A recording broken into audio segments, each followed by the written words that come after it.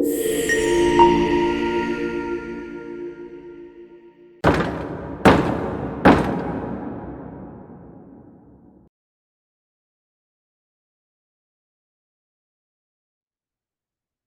right, we're gonna call our meeting to order. It is 48. Everything going on in town today. I am leading today's meeting.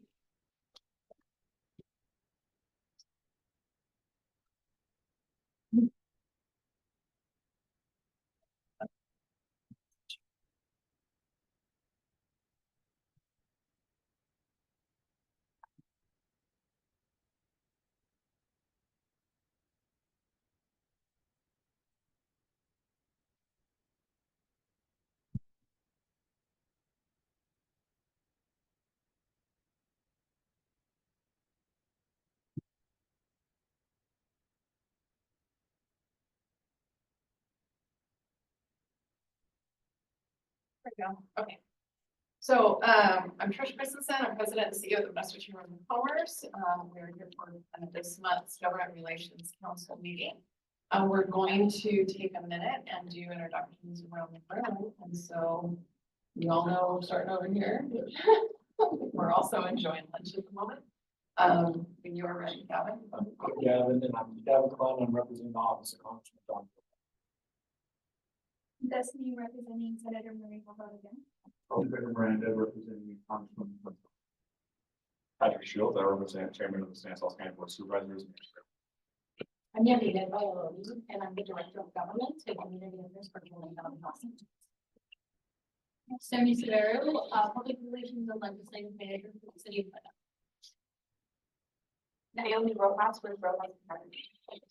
Jennifer Hidalgo, Community Relations Manager at Stanislaus. Stephen Qualls, League of California Cities. Cecil Muscle, community volunteer. Jennings Emmel, U.S. Chamber. Thank you. We will then take a minute in this system. And we will start with report outs. And again, Gavin, we're gonna start with you. Okay. Please take your time. Okay. Thank you all. It's great to be here with all in the court of the update on Congressman Duarte. Some of the bills that he's voted on and some things that we've done in the office. First, I want to talk about HR 7525. Congressman Duarte was proud to vote yes on this bill. This is a special district grant accessibility act. California's 13th congressional district has 96 special districts all the way from San Joaquin County and Latham all the way to West Fresno County. And some of those range from water, irrigation, mosquito, fire, utilities, reclamation, water, and resources, many others. So this is a really important bill throughout the district and for the communities. And what the goal of this bill is, it clarifies how an agency recognizes to be a special district as a unit of local government for the purpose of being eligible to receive federal financial assistance. So that's going to be a really important bill. I know when I started off at the Burbank Paradise in West Modesto, that's considered a special district fire department. And something like that would be very beneficial to those different districts that are recognized as a local government. And then next, talk about Congressman Duarte was trying to announce that this is one of his bills passed before the House of Representatives. This is the Confidence in Clean Water Permit Act, House Resolution 7013, and it was part of Chairman Rouser's bill, House Resolution 7023. And its passage helps guarantee the National Pollutant Discharge Elimination System, NPDES. Permits provide clear and reliable listings of regulations, making them easily accessible and user-friendly for permit holders. Currently, the EPA's National Pollutant Discharge Elimination System, permit writers often include language that provide loopholes for groups to sue and block permits needed for critical energy and other infrastructure projects. What Congressman Duarte's provision does is it closes those loopholes to limit the opportunities for unwarranted lawsuits codified in previous longstanding practice of the EPA to shield permit holders from liability as long as they've acted in good faith according to the terms of their permit. This type of regulatory certainty and legal protection for permit holders is necessary for improving our valley's water infrastructure. And then another one that I was wondering if we talked about, I was able to talk about probably a month or two ago was the Consolidated Appropriations Act of 2024, which is House Resolution 4366. This was when Congressman Mayorkas was able to advocate and bring back $26.3 million back to the district for community funding projects. We're proud to say that there's been over 60 projects from our district submitted. Now that's going to go through the appropriation process. They'll get brought to committee and they'll be voted on as a whole through the committee. So once we find out what those projects are, we'd be happy to update you all. That is in my report. Thank you. Thank you, everyone.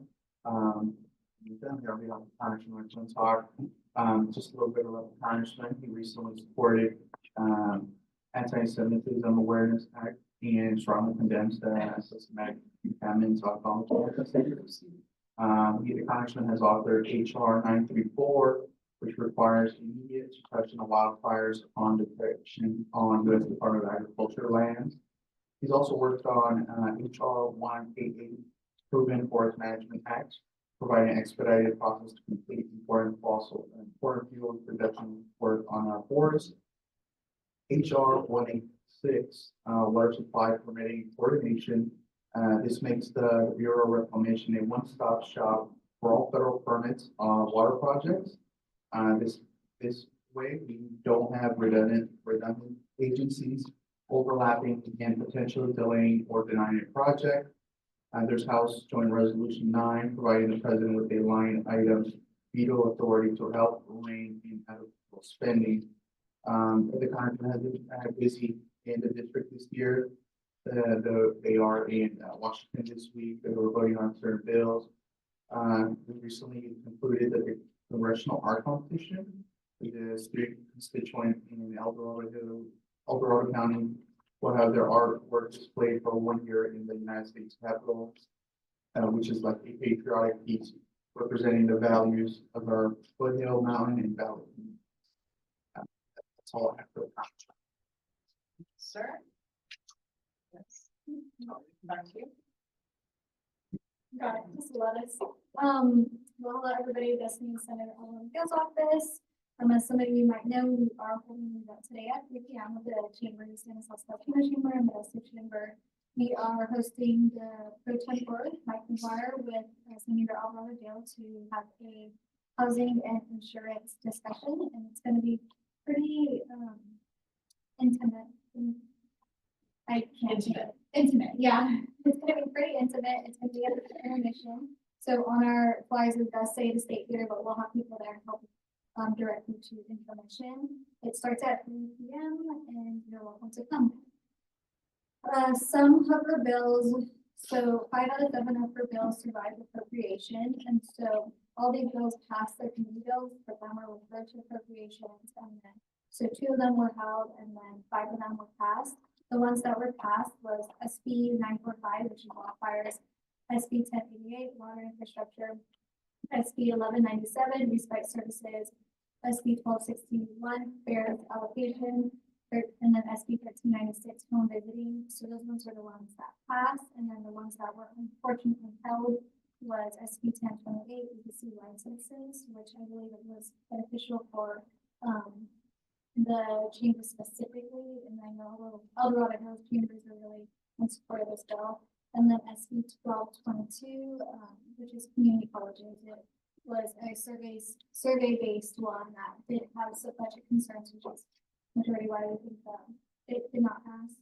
And then just echoing the scholarships that we have, I did bring some letters from the senator that has our listed scholarships out. We've been advertising it on our social media newsletters, but they're really great scholarships. I think some of them range from 3,000 to 5,000, and there's 2 of them. These are scholarships that correlate with the senator's caucuses. So, yeah, we would like to share this out. We all end at the end of this month, May 31st and June 1st. So please share it out if you can. I can give you this. I can also send it electronically, yes. But other than that, we've just been really busy with in-district events and then planning for parade season and fair season. We're up in Calaveras right now, and then Bishop Noah Days is next week. And then also focusing on the veterans in our community, especially since Memorial Weekend is coming up. And it's a lot of in-district stuff. Can you give me the second one? Please. Yes. second one that passed was SB 1088 water infrastructure. All right, well, it's been a little bit since I've been able to attend the PRC meeting. Apologize for being gone. On a personal note, my family and I welcomed our daughter, my wife and I can say welcomed our daughter. So we've got a 8-week-old little girl at home. Her name is Parker Elaine, and she's like, best things are happening. So, granted, she is the best things are happening other than my wife, right? So, other than the lack of sleep, the supervisor has been really busy. We had the State of the County address at the end of April 25th. It was a wonderful event. We were able to garner about 400 community members and elected officials throughout the county and actually outside the county. I think we had about every elected official that we could find that was invited that could make it. I wasn't either in the Capitol or in DC. So Very well done. it was, yeah, it was a great event. It was an awesome opportunity for the chairman to give the State of the County address outside of the chambers. He took the event outside of the chambers to make it a little more welcoming to the community. I did it on the steps of the library here in downtown Modesto. Like I said, it was an amazing event, good opportunity to share some of the county's vision for the future and what's kind of been done over the past year. Leading into that, we are, and I won't take away too much from your report, hopefully, but we are looking at and paying attention to the state's budget and how that will affect the county, tax services. It is just the nature of the beast when funding comes in from the state, when the state has a massive deficit, we're going to see cuts. What those cuts are and how deep they are, I think we're still working through. We get updates here every couple weeks. It feels like that aren't always the worst updates in the world, but they're not always good. So we're keeping an eye on that, and Chairman Graywell specifically is keeping an eye on that. Trying to work with the senator, the assembly members locally, as well as the leadership of Sacramento to try to secure as much funding as possible. On another note, we did have a declaration of emergency regarding a beet leaf hopper. Our ag commissioner, Linda Pimple, came before the board this last week to request a declaration of emergency regarding the beet leaf hopper, which is a little tiny little insect that has actually been detected in Stanislaus County and has been spreading with it's called a curly top virus. Has significant threats to various crops, but specifically tomatoes. In 2022, tomatoes were the 10th most valuable commodity in Stanislaus County, with a production value of approximately $54 million. So we are definitely keeping an eye out on that, following along with a lot of the other Central Valley counties declaring the emergency. It's something that the agricultural community is facing, keeping an eye on, but the board is also very aware of.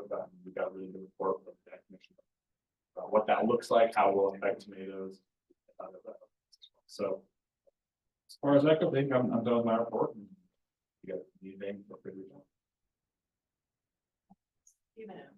Steven, part here you'd like to summarize for us? Yeah, again, congratulations. Thank you. So it's great to get the first job. So I mentioned before about the California Business Roundtable. It's a ballot measure that is going to make it much harder for cities and counties to be able to initiate fees and taxes and things like that. And the governor and the legislature sued, and the Supreme Court, California Supreme Court agreed to hear the case. It was heard on the 8th, and they need to make a decision by the 27th of June in order for them to be able to pull it from the ballot that it hasn't qualified. So I'll keep up to date on that. Other matters. So California Transit Association, because of the budget, the governor's been looking at ways to save money or to look at potentially saving money in the state budget. So they're withholding $2.4 billion for transit and zero emission programs. I don't know if this affects the Valley Train or not. I'm trying to find that out for our lobbyists. I've not heard back from yet or not. So I don't know if that funding is directed toward that. Some of the funding is directed toward that. You don't know if that'll affect Bay Street. I don't know. Yeah, that's I was trying to find out what exactly it is going to affect. But that's a lot of money, though. It was earmarked. It was supposed to be released. They're allowed to. He was allowed to do so. There's a bill last year called ED 106 that allowed the governor to be able to withhold discretionary funds like this. And so hopefully, there's a lot of things that obviously it's a huge deficit. Nobody knows if it's 36 billion or 70 billion. So there's a lot that they have to look at in order to try to straighten things out there. There was a case in Michigan where a city manager had deleted comments and blocked a constituent on his personal Facebook page. And he was sued, and his page has contained both personal and work-related emails and posts. This has come up before the courts before, and it's had different results. This one, the court pretty much said that, hey, if the post is a post that cannot be seen anywhere else, if that's the only place it can be found, it can't be found on city websites, so that then it is the official post of the city. And so it should be considered an official post. If it just is for something to be found somewhere else, like on the city's website or somewhere else on the web, or if there's a disclaimer at the bottom, I mean, it has a disclaimer on this saying this is a completely personal social media account, then it is considered to be a personal social media account. It cannot be sued. That was a big case for a lot of our city councilors, especially those that they get on board here, they don't know the rules, and they start kind of intermingling their personal and their business posts on their social media. They end up getting themselves in trouble for the city itself. Big trouble. On housing, there's a couple of bills I want to talk to you about. So AB 1886. So a housing element is a plan how a city or county is going to address their housing needs, especially when it comes to meeting their RENA numbers. And that's zoning and planning to reset number. Cities can do what they call self-certify their housing element. If they submit their housing element to housing and community development HCD, and HCD says that they don't approve it, the city can self-certify it. And if HCD wants to, they can sue them in the court of law. The court of law has the final say on whether or not that housing element is valid. There are a lot of cities, there's 63 cities that are self-certified. There's a lot of other cities that are out of compliance. The state seems to think that the cities are dragging their feet, they're bad actors when it comes to it. When in actuality, HCD has been very, very slow to provide the reviews of those housing lists when they're submitted. They have 120 days to do so. They've admitted themselves that they're understaffed. The kind of curious thing that their state is doing right now is they're looking at penalizing cities for contracting out for services because they say that they're keeping their position vacant on purpose, so they don't have to pay the CalPERS the benefit. When in actuality, the state has over 10,000, way more 10,000 vacancies that they're looking at partially balancing the budget by eliminating those positions. Then they themselves can't find a new position, but they're saying that we can too. And I'll tell you, personally, I work with all the city managers up down at the Central Valley. Everybody's stealing everybody's finance directors, PIOs, everybody's trying to get them to come to work for them because they can't find people, qualified people. So it's really not up there. So if the housing element is considered to be out of compliance under this law, then there's a thing called the builder's remedy. And what the builder's remedy does, it comes in, the builders can start building, and they can disregard all the zoning, all the like building addition stuff that these cities have set forth in their planning and zoning process, because like I said, they're considered to be out of compliance. There's only one city in Modesto that's not out of compliance, the city of Modesto itself, and the cities in South County. City of Modesto is the only one that actually hasn't a certified housing element. All the other cities are big considered now that be out of compliance. And mostly, like I said, it has to do with the fact that ACD just is not providing reviews timely, and also they're literally making things up and say, hey, instead of just giving us these are what you have to do to be certified, they're giving us difficult things to do. So anyway, so that's something that we're very opposed to. And SB 1037, this would, if the cities do not have a housing element that's been certified, they could be fined up to $10,000 to $50,000 per month for not having that housing element. That's for the data violation. Public safety, AB 7072. This has to do with retail theft, which obviously should be of interest in businesses. We have a huge number. There's so many bills up there on retail theft right now. But these are a couple of letters I'd like to request letters of support the chamber on, and I can provide you with some letters and do so. So 1772 would require the Department of Justice to conduct a study to find out how many were the minor misdemeanor convictions for theft during the COVID pandemic. There's hundreds of thousands of people who were issued just simple tickets and never showed up for court. And so we don't know how many tickets were actually issued during that time period. And then if we're supporting that, AB 2943 has to do with shoplifting. So this has to do with, so it would currently a person could steal, it'd be $950 what determines whether or not it's a misdemeanor or felony, is lowered to Prop 47. So currently, somebody can steal $500 in Stanislaus County, $500 in San Joaquin County, they would only be charged with misdemeanor. The only person they can charge as a felony is the state attorney general. This will allow these district attorneys in each county to decide which jurisdiction would try the case and be able to try them for a felony. So this allows them to do that. It also allow for aggregation of certain offenses. So if they do multiple thefts, shoplifting, that reaches the threshold of $950, they will be charged with a felony. Increases probation, clarifies the ability of police officers to arrest without actually witnessing the crime. So if a store employee sees somebody steal something and they wanted to bring charges, they can do so without having to police actually seeing in person. So this was probably very interesting to you. This is here last year also. SB 1116, so allows all striking workers to claim unemployment insurance for up to 26 weeks if the strike lasts over 2 weeks. Now, we all know that currently unemployment benefits are only payable for people who lost their jobs of their own will, when they were either laid off or they were terminated from their positions. And this will allow them to be able to collect benefits for going on strike. Let's see. That's it. That's my report.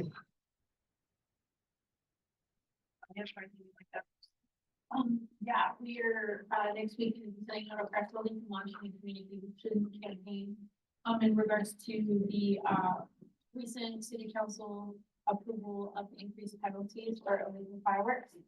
So the initial fine is $1,000. Now that will be $2,000 on the escalating scale. For every violation within 36 months, it's going to be an additional $1,000 added to the fine. And then there will be an increase of, any manufacturer and sale of illegal fireworks. The fine used to be $1,000, now it's $10,000 for violations. Those are kind of a big deal, so we're really going to be saturating our communications channels with updating that information for our community. So, who is it? The owner of the property or the person who's living there? That is actually, I'm looking more into it, but it's probably going to be both. Because you can't determine, so it depends on the MPD investigation of that process, but there's also a new administrative amendment to the ordinance where, essentially you could get snitched out, right? And somebody can just sign an affidavit saying that they witnessed the use of illegal or possession of illegal fireworks. And that will suffice as opposed to a police officer having to witness the use of possession. So that's something else that's gonna change as well too. I should be concerned if you're a landlord and you're not there. But person shooting off fireworks, you shouldn't be held responsible unless you get warned. I think that will come up in the investigation, I think. So it really just is on a case by case, but these fines are very dramatic and we're going to be doing our best to get some information out before the 4th of July, so. Does the city of Modesto have an app so people can report? Go Modesto, or we will be in the press release giving the non-emergency number for MPD, and there is an email specific to reporting illegal fireworks that will be sending out. So they need like multiple phones that night. It is horrible. Yeah. And then we do have the airplane in the sky too that will be tracking where those fireworks are being launched from. This is the first year that'll be. I think it was up last year. It went up. Yeah, it was up last year. That's Yeah. probably about that, right? So you'll see a lot of that coming across our social media platforms, especially. Might get tired of it, but we really want to make sure that it gets out there. Definitely got it. Yeah. Any additional report outs before we do? Chris, so, some of you may or may not know, I serve as vice chair of the city's planning commission. And on Monday night, we had a joint meeting of the finance committee from the city and the planning commission. And all the departments presented their budgets for the next couple of years in that. And there were a couple of things of note. The water department, sewer department is going to spend over $100 million in upgrades to areas throughout the city and other areas that the water department serves. However, all of that money is not normal taxpayer money and self-funded from the water, what they call the water fund. So it doesn't come out of the general fund. The traffic department gave updates on three things that are, I think, really important. Number one is 9th Street. For 6 years, 9th Street has been under advisement to do what they call smoothing, traffic smoothing in that. That project may start next year, and a good portion of that is federal funds that would come from that, and that goes all the way from Brixmore down to the new train station and that.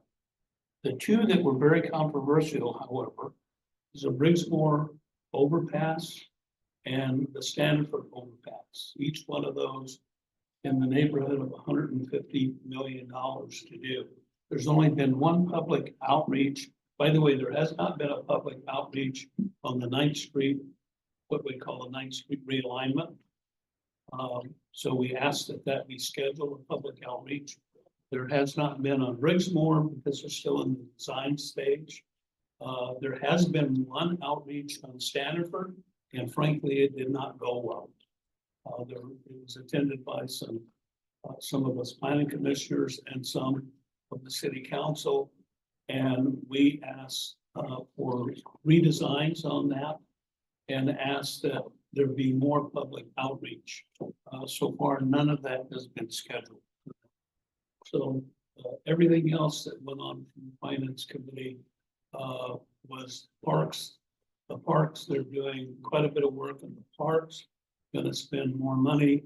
Some of you may or may not be familiar with a thing called Awesome Spot. It's the park over by Bayer. So they assigned some more dollars to that. And hopefully by 26, that will be open and in operation. So that's what went on. And if you want to know more about that, the planning commission is Monday nights, and it is replayed on Channel 7. So you can watch it on Channel 7, and or you could get a packet of the whole finance committee report. Thank you. Madam Chair, I have a question. Okay. So we did a survey, it's for you. So we did a survey in the city, 51% of the city said they were anticipating financial distress in the coming years. Was there any talk about that, like cutting the budgets from last year? Well, so let me go back to the 9th Street. All the funding that they talked about, the city has funded, except 9th Street is federal funded, and they were paid that money 6 years ago. So that's been held in account. The Brixmore and Stanford overpass probably be 4 or 5 years in the making. And they expect that to be funded by Measure L, StanCog money.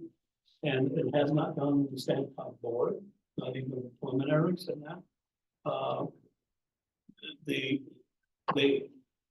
So it's StanCog money. It is the city of Modesto dollars. Whether or not that money was to be that's all contingent on the 1 cent sales tax increase that we all helped pass 5 years ago. Okay, I have the minutes from the last meeting up. Can I ask for a motion to approve those? Motion. Second.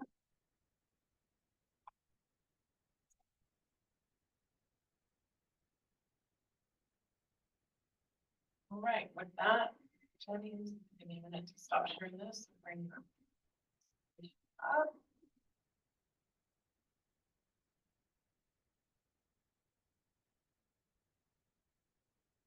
And you're gonna stand kind of forward here. Okay. I'm gonna show the camera to you at that point.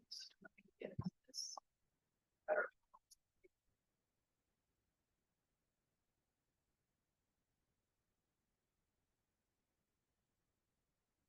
Yeah. No, I'll step right. On with this. I just want to.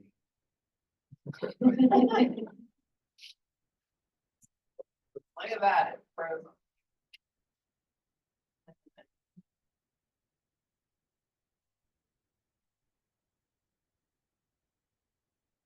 That is center right there.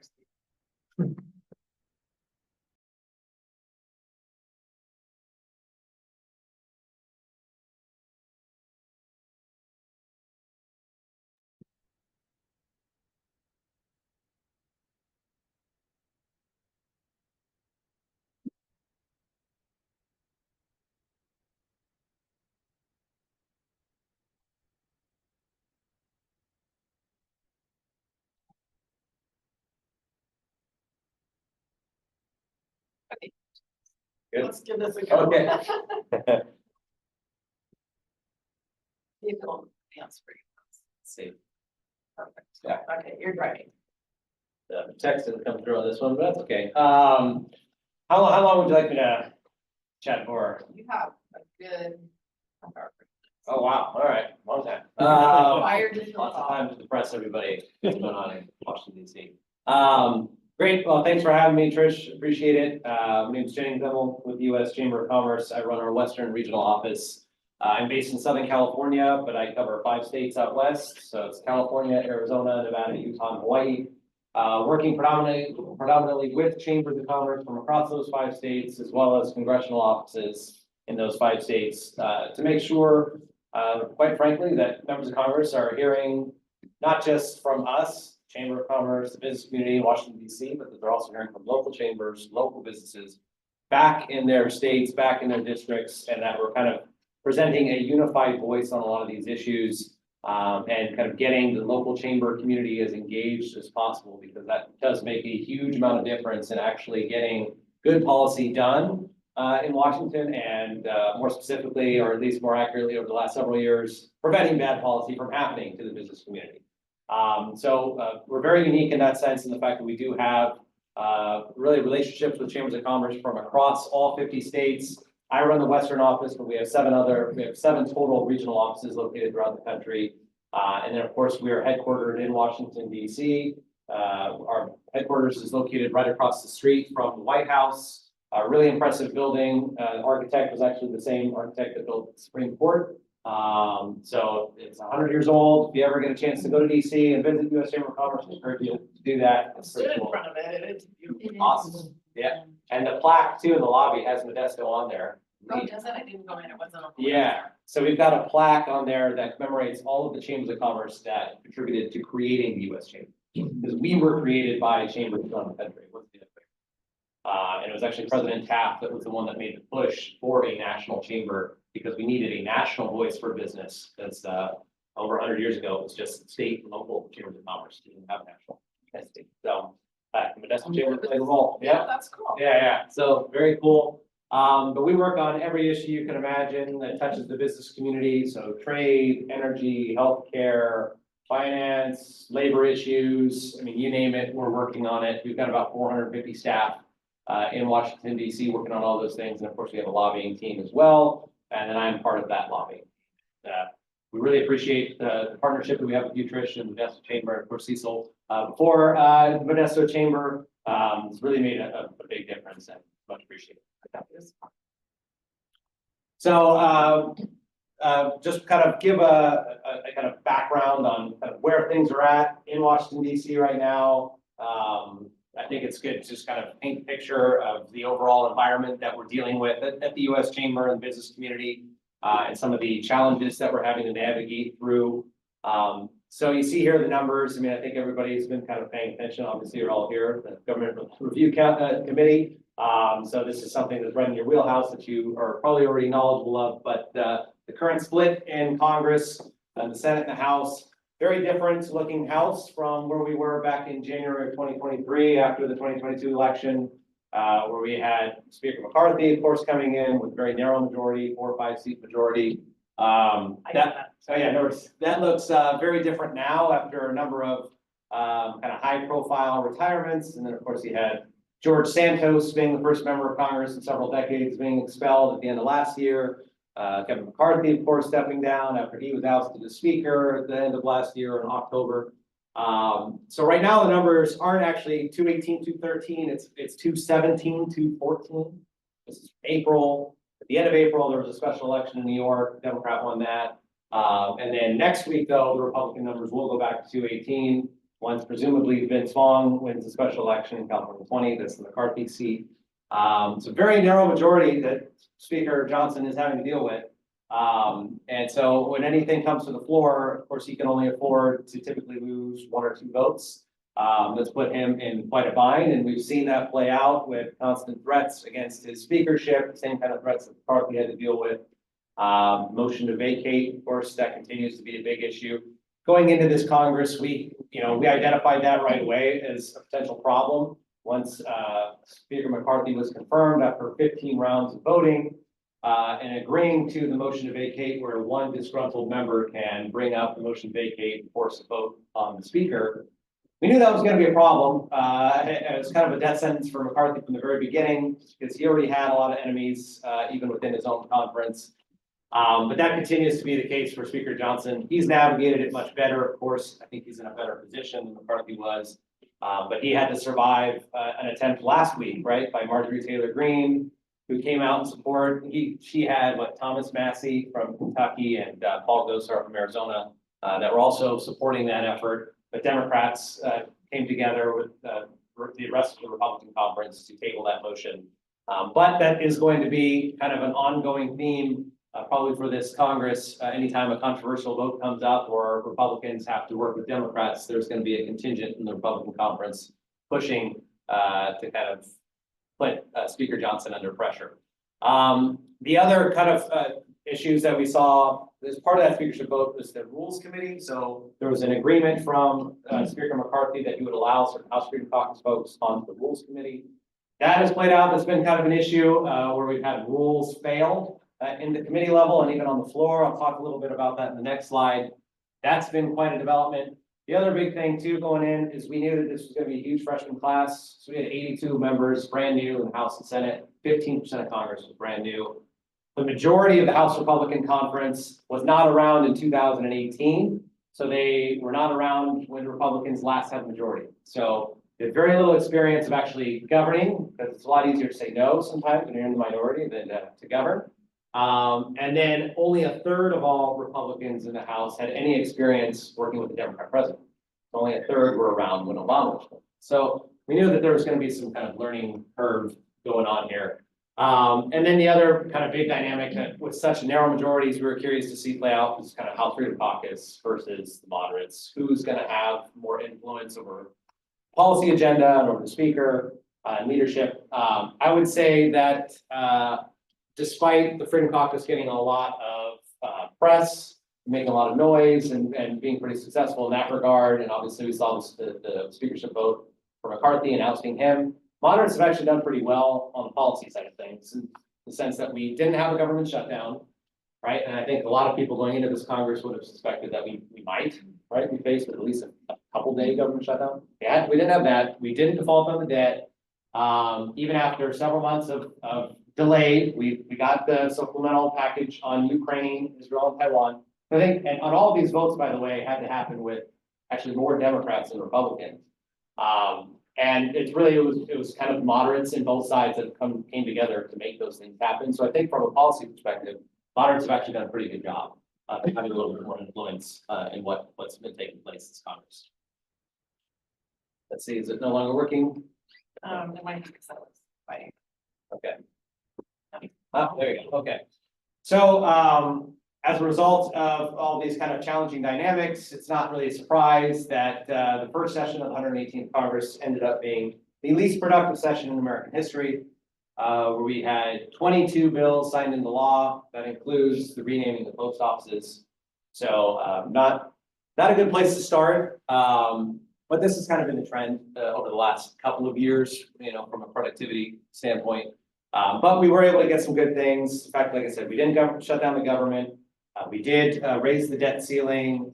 And then as part of that deal, the Fiscal Responsibility Act, we got some spending caps in place for the next couple of years, which is a good thing. This Congress has to do something about our out-of-control spending. So that's a good place to start.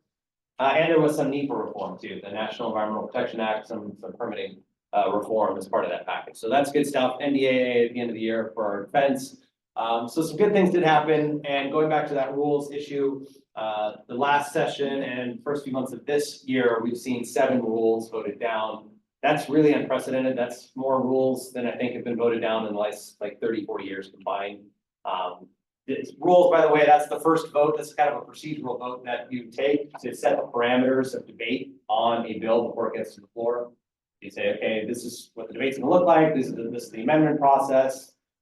It's really just kind of a standard thing that you do. And the majority always votes for the rule. The minority always votes against the rule, even if minority members like the bill. So it's just how Congress operates. And so to have 7 times the rule fail, really unprecedented, because the majority never votes against the rule, but obviously we saw that happen quite a few times. So it's important to kind of think about like how we got here to the current state that we're in and why the environment has become so challenging, and some might say dysfunctional, polarized, whatever word you want to use for it. A lot of it has to do is just look at the election trends, look at kind of what the American people are sending us to Congress that explains it. If you look at the last 25 years, every 2 years has been a change election. The exception of 2004, 2012, the House, Senate, or White House split every 2 years. That's going to continue to be the case almost certainly in 2024. I think, in fact, we could be looking at all 3 changing, House, Senate, and White House. Who knows? But that's probably going to be the case for the foreseeable future. Has that happened before? All 3? All 3, yeah. I think so. I'm pretty sure it has. I'm not sure when the last time I have to look that up.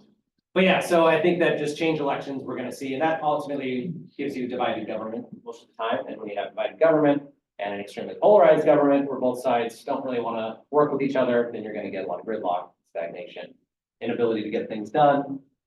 And then on those, when the stars do align and you have full Republican control or full Democrat control, then you have wild swings potentially in policy, right? Which also isn't necessarily a good place to be for the business community. So that's been our reality. We think that's going to continue. And then you look at the majorities and how they've narrowed. So that's what that chart in the top right shows. Over the last several cycles, those majorities keep getting smaller and smaller. Speaker Pelosi, in the last Congress, she had a 4 or 5 seat majority. That's obviously what we came in with in the 118th. It's only gotten smaller. The Senate side, we're at 51-49. Republicans are the odds-on favorite to take the Senate after this election, but it'll probably be something like 51-49, 52-48 for Republicans. It's going to be extremely narrow. We don't see a future anytime well, at least in the near future, where either party gets 60 votes. That just doesn't seem to be in the cards, right? And you need 60 votes in order to get big policy items done. So you're going to have gridlock. You're going to need bipartisanship. That's the key, right? You're going to need members of both parties that are willing to work across the aisle. That's the only way Congress as an institution can effectively function at this point. So that's where we're at on the margins. And then how do we get there with those margins? We're a country that's split down the middle in how we vote, 50-50 essentially, even though we might identify differently, I'm independent or I'm whatever, not Republican or Democrat. We essentially vote 50-50 Republican, Democrat. And that's really becoming calcified now. And the days of split ticket voting is something that happens in the Central Valley more than, quite frankly, a lot of other places around the country. But even here, it's starting to diminish. But nationwide, it's just something that's not happening. People are either Team R, they're Team B, and that's how they're voting. Top of the ticket on down. Back in the 1990s, about a quarter, it was over 100, I think it was 108. It's kind of small to see there. 108 congressional districts did split ticket voting. That means they voted for one party for the president, the other party for their member of Congress. Now we're down to 20 on average, 20 out of 435. So tell me Yeah. something. Yeah. You said Republicans and Democrats and independents. You got, I believe, 3 senators that are classified as independents, but they always vote Democrat. Always. Yeah, well, yeah. So why did they call themselves independents? Right, well, Angus King is, I don't know what his deal is in Maine. He's just, he caucuses with the Democrats, right? Bernie Sanders, independent because he was a socialist, so he used to be far to the left of the Democrat Party. Maybe not so much anymore, but that's his deal. And then Sinema, of course, she increasingly went against the Democrat Party.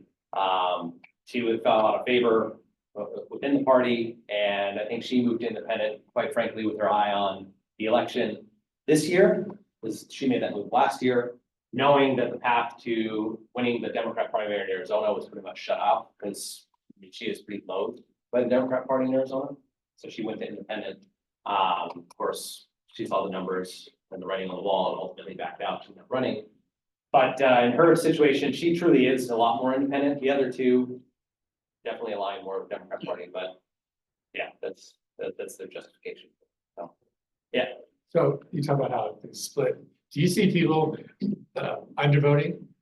You know, not voting for either president with the people just Because- pleasure with both of them? Yeah, we could see that. I mean, I think we saw some of that happen in 2020. I mean, that partly could explain too why, you know, obviously Biden won, Trump lost, but Republicans performed pretty well down ticket. They actually picked up a number of House seats. A lot of it had to do with that dynamic, especially in kind of suburban areas and stuff where Republicans were not happy with Trump. And so it doesn't mean that they necessarily voted for Biden, but they just kind of sat it out or voted for somebody else and then voted Republican down ticket. We saw that happen in 2020. That could happen again.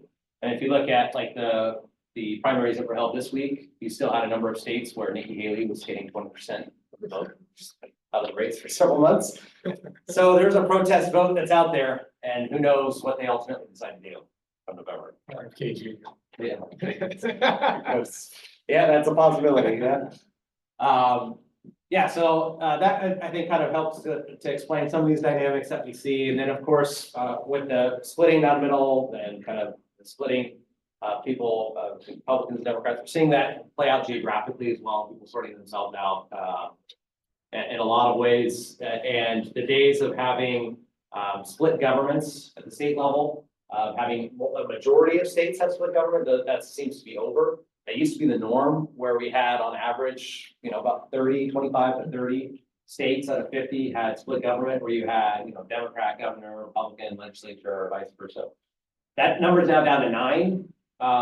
And we're seeing the rise of supermajorities, more and more supermajorities.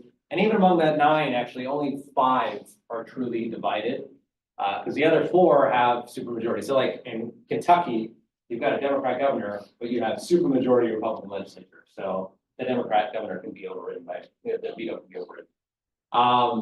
So that's been an issue. And what that means for the business community is that you've got now a number of different policies coming out that are very different from each other. California to Arkansas and how they want to handle things like AI or data privacy.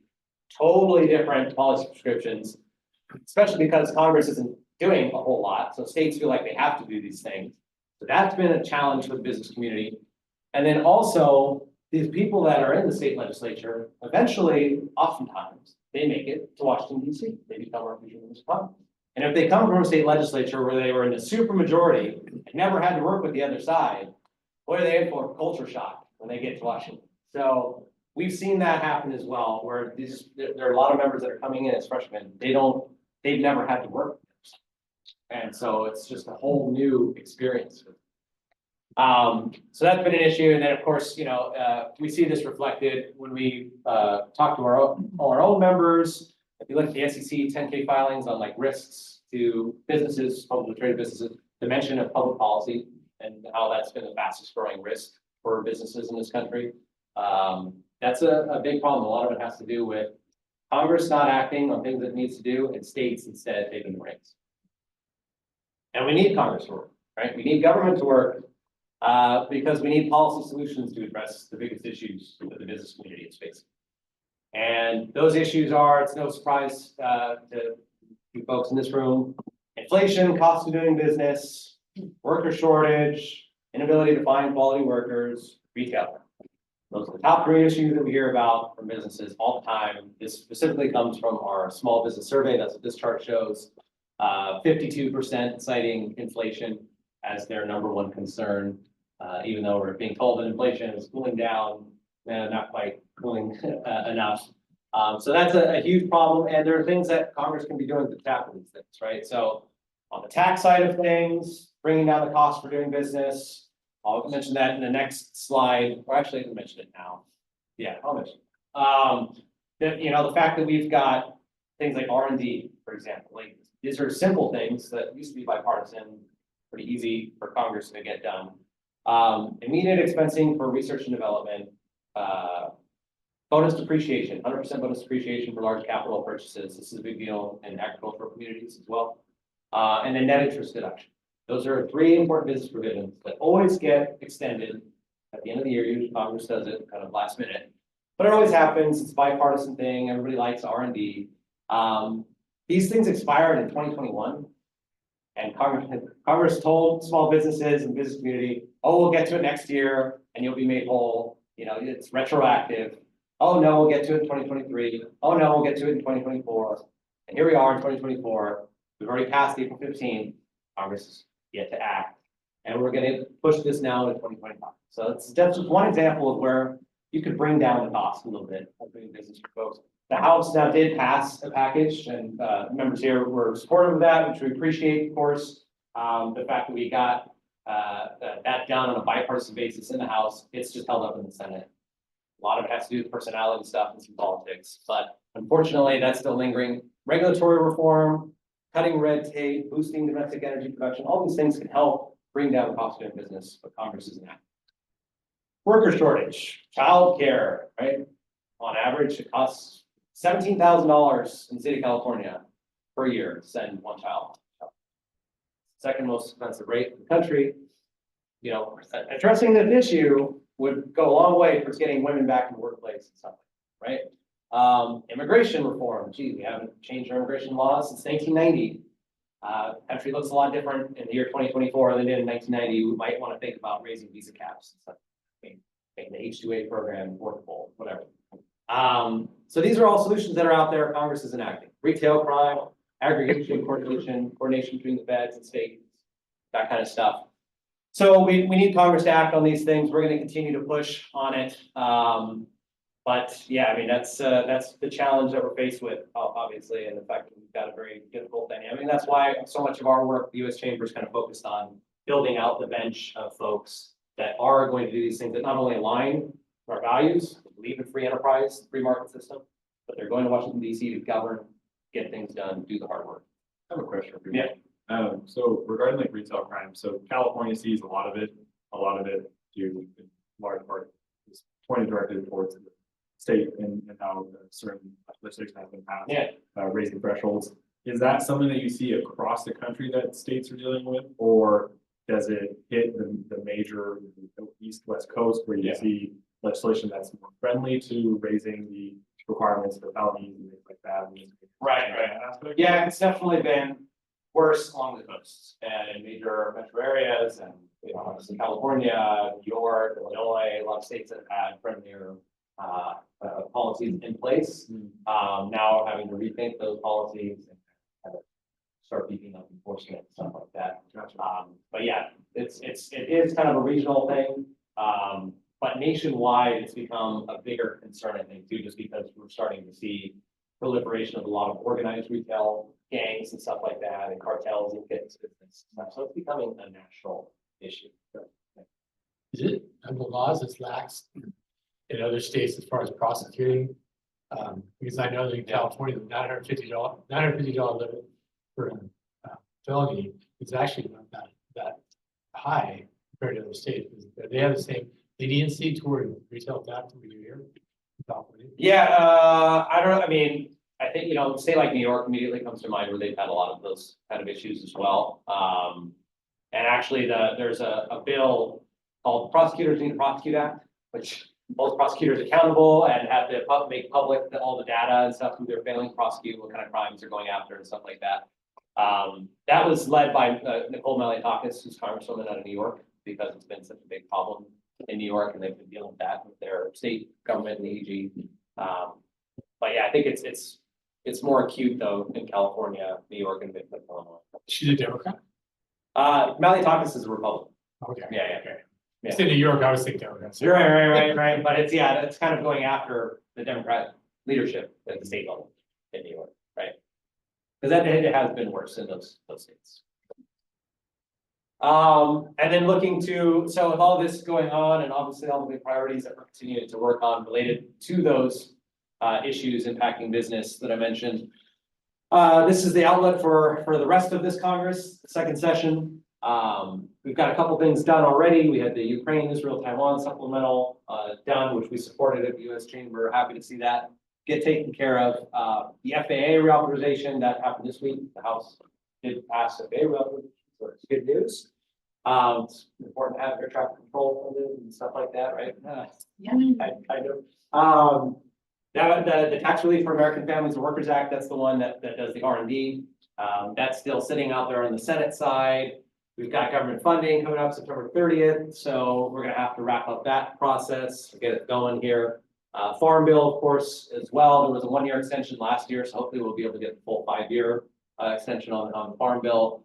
Other issues that are out there, border security still comes up from time to time, asylum reform, all that kind of stuff. We saw how that played out at the beginning of this year with the Cinema Murphy Langford package burning, going nowhere within 24 hours of being released. Not a good sign, and of course, we're just a few months away from this fairly minor election. And then we've got data privacy stuff. There is a lot of work in the data privacy space. We're seeing there's a legislation, the American Privacy Rights Act. It's gaining some traction. There is an AI working group right now working on a lot of this stuff. They're going to come up with some recommendations, try to do a federal data privacy legislation. So we'll see how that comes together. Permitting reform probably dead. Retail crime legislation, probably something that we're pushing for next year. Maybe we can get it passed or attached to some sort of must-pass piece of legislation, but I'm gonna try to build co-sponsorship lists. And then debt ceiling. So after the election, when we get the new Congress coming in, that'll be the first thing they have to deal with is debt ceiling coming up. That's always a fun fight, January 1st, 2025. And then outside of the legislative side of things, we've got what's happening with regulations, right? And a very hyperactive administration passing lots of rules and regulations. The vast majority are terrible for the business community. And so this is where we have focused most of our efforts this year. Our litigation center has been very busy. We have currently 16 active lawsuits. We have 12 going on against various federal agencies. And then we're actually suing 3 different states, including the state of California at the moment, on climate disclosure stuff. They passed a couple of really bad bills last session. And we're suing California. That's not an easy thing to do, by the way. But we feel pretty good about it. Very rare for us to do that. We had an 83% success rate in 2023. We feel really good about where we are in a lot of these active lawsuits. We've already had some positive results. We beat back the SEC buyback rule, which would have restricted companies from doing stock buybacks. The NLRB, this National Labor Relations Board, their joint employer rule would have established a joint employment relationship between businesses where none exists. So for example, you know, janitorial service come in this building and you say that they have to be here certain hours, you know, after work hours, 6 p.m., whatever. You're exercising control over that entity and therefore could be considered a joint employer of that janitorial company. And all of its workers, and so anything happens to it, they're liable for. Big problem, and we've seen the NLRB try to do this before. They did it during the Obama administration, we sued then. And we sued now, and we won in the 5th Circuit. It's probably going to be appealed to the Supreme Court, and that was a big victory for us. Then we won, I think, earlier this week on the credit card late fees. CFPB, Consumer Financial Protection Bureau, passing a rule preventing credit card companies from imposing late fees on folks that are late, paying their credit card, which ultimately then just passes the cost on people at home, which is not a good thing. So we won on that one. We've had some good results, but we're seeing a very active, especially Federal Trade Commission, the SEC, CFPB, going after business. There is very much a sense within this, it's ideologically driven, that business has become too big, business needs to be reined in, business needs to be micromanaged, the free market's not working, government knows best how to work these things, and we're gonna have a couple of unelected boards. In the FTC's case, it's an unelected board of 3 people making decisions that really impact the way that vast swaths of the economy function.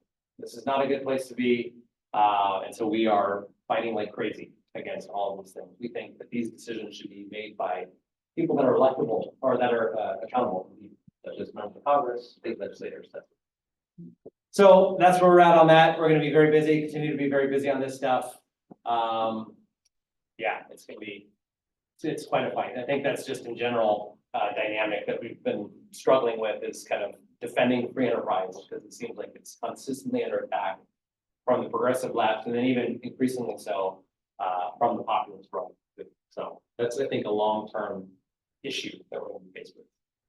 And then when we talk about elections, I'm not gonna go through like slides on states, we could go through all the different states that we're tracking for the Senate and all that. Just say that there's 6 possible outcomes, all of them pretty much equally possible, to be honest. I have no idea, if anybody says they have any idea how it's gonna play out. I'm telling you the truth, because who knows? We could have no changes, we could have all 3, House, Senate, White House flip. I'd say like the odds on favorite, Senate, goes Republican, House by a slim margin goes Democrat, and White House. No idea. Unprecedented territory having 2 people run for the White House that are so underwater in their likability and approval ratings. Like one of the second times they've had like a split time, right, where they had the president that lost and was running for re-election. I think like. Yeah, very rare. Yeah, absolutely. And both, being deeply unpopular people. But we'll see how it goes. I think, if you look at the states, the battleground states, Trump doing pretty well. Trump doing pretty well in a national sense, right? Over Biden consistently, polls have been showing, but in those battleground states, Arizona, Nevada, Georgia, Pennsylvania, Michigan, Trump performing overall pretty well. So maybe give him a slight edge. But yeah, so that's what we're dealing with, and then maximum conflict would be if President Biden wins and you've got Republican House and Republican Senate. Yeah, but we can get your popcorn ready for that scenario. And that's it. That's all I've got for today. Thanks again for having me, and thanks for your partnership and support. Yeah, just so when he says that, I just want to share in general, when they're battling these things, we get requests for support. And I take them and they go off to our exec and our GRC people, and we all come together and support all the stuff. Yes, you we guys appreciate fight that. for. We've got a lot of letters out there on a lot of even the regulatory stuff. We submitted comments, because we submit comments before we file a suit, right? Of course, shockingly, the agencies never heed our advice, or rarely heed our advice. But we submit comments, and the district a lot of the comments. There's a bad independent contractor rule, overtime rule, all of those things. So really appreciate your help. So I have a question that's been a burning issue for me for a while. You watch Fox at all? Occasionally, Laura Ingraham? Okay. Every time she gets a chance, she trashes the US, Yeah. you guys. Yeah. Okay. I never understood that. Because, she throws you into that basket with the Democrats and the socialists and, yada, yada, yada. No. And it's been offensive to me, coming from this chamber and that, and then knowing most of the chambers, particularly in the Central Valley and that, we've always been pro-business and that. So US Chamber has been pro-business. Why does she always throw you guys? Yeah. We've become a little bit of a punching bag. Do you know that she does that? Yeah. It's a conservative group of people. Yeah. Right, and she's very conservative, Right. but she throws you guys in under the water Yeah. all the time. Yeah. And I've never understood that. There's probably a few different reasons. Some of it would have to do maybe over the last couple of years, especially as like our member companies have gotten into the media for supporting things that, Well, immigration is probably. Immigration has always been something that, we took a little bit of heat from the right on. That's nothing new necessarily, but I think, especially with a lot of the social stuff, social justice. But it's always Some like, companies do. she accuses you of wanting For that. low-wage workers. Yeah. Okay, Yeah. and, I don't get that. Yeah. I certainly not this chamber and chambers throughout. You wanted fair wages for everyone. Right, absolutely, yeah. Yeah, so obviously we disagree with the criticism we've gotten on the immigration, but I think a lot of members are seeing too that, we're right, like we do need to do something on immigration. I think Republicans and Democrats get that, even though it's just politically a tough place to be. I think that the majority of the heat that we're getting, or that we do still continue to get sometimes from Republicans, not all, like, we have great relationships with a lot of Republican members. In this room, right, I mean. Carlos Gordy, fantastic guy, Congressman McClintock, who worked for a long time. I think a lot of it though has to do with 2020, the election cycle. And that still comes up all the time. We endorsed 30 Democrats in that cycle, 20 something freshmen. Even though we endorsed 197 Republicans in the same cycle, we got accusations that we were now, aligned with the Democrat Party, would abandon the Republicans and stuff like that. And especially because the results of the 2020 election were so narrow that, the Republicans came within a few seats of winning the majority. A lot of folks looked to us and said, oh, well, if you guys hadn't supported those 30 Democrats who had the majority. Well, listen, we don't play for team R, team B, we play for team business. And in that particular case, what's frustrating for us too is, we came out and supported those Democrats because they supported USMCA. That was the biggest reason, actually. USMCA was the NAFTA rewrite, which was Trump's number 1 or 2 priority. That was Trump's big legislative accomplishment priority. Democrats went against their own party in supporting him. And we said, okay, we'll be there for you. We'll cover, of course, we want you to do this. And because we did that, and we get heat. So it's terribly frustrating for us, right, to deal with that. But I think a lot of it goes down to that 2020 election. And unfortunately, the fact that we endorsed 197 Republicans and stuff, we seems to remember that. Yeah. So I understand it's a SALT deduction. Yeah. It expires at the end of this year, right? Oh, yeah, at the end of 2025. Yeah, I mean, we touched on that stuff. Yeah, 2025. Yep. So that's going to be the next big tax fight on your radar. End of 2025. Most of the Trump tax cuts expire. SALT goes away, but then you've got the 20% deduction for small businesses. That's for pass-through small businesses. That goes away as well. The individual rates will all go back up to pre-2017 levels. Ultimately, if Congress fails to act, it'll be a $4 trillion tax increase on the American public. So big problem. We need these things. We need Congress to address this stuff. We want them to maintain the 20% deduction for small businesses, maintain the low rates, maintain the corporate rate at 21%. Those are our big priorities going into this tax fight. The SALT stuff, I don't know where that should. We've stayed out of that fight because that's a challenging one. It's very geographical and stuff. Yeah, I think that's gonna be a big fight. Yeah. Thank you for coming. Oh, yeah, thanks, Cecil. Yeah, Thank you. Great to see you. Did you guys, the Durbin Marshall credit card bill that they had going through, did you guys think on that? Are you talking about the Regarding like the. what retailers against banks? Yeah, Now- yeah. We can stay out of that. Okay. You got member companies on both sides? Yeah. You guys find it out. Yeah, it was interesting. I listen to podcasts and they talk about it quite often. Okay. The biggest discussion that they had before was not the rewards points. The removal of like rewards points and. Yeah, yeah, yeah. How long have you been with US Chamber of Commerce? 11 years. Pretty good. Well, Yeah, yeah, and actually, the one thing I forgot to mention too, which I know is probably relevant in this room and to the members too here. The discharge petition was successful this week on wildfire victims.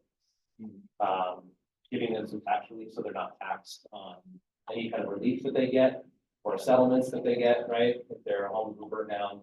That's been a big priority for the congressional delegation here in California and in other places in the West. And so there was a successful discharge petition to force a vote on the floor. That's very unusual. Last time that happened. So, yeah, it's a big deal. it's others, but some of those decisions too. We have a lot of fire. Yeah, It's been bad last yeah. year. Where'd you come from?